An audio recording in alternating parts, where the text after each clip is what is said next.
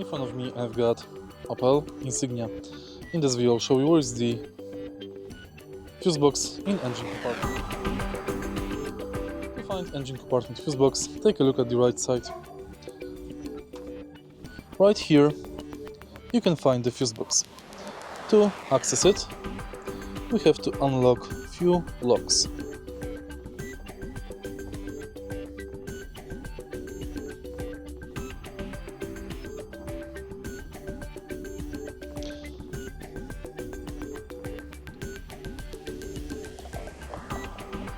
Let me use two hands for this.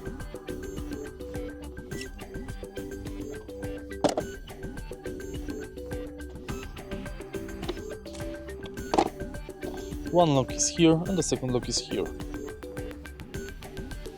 This is the fuse box.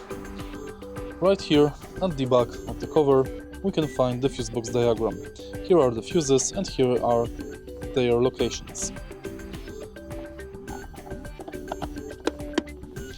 If you find this video helpful, please leave like, comment and subscribe.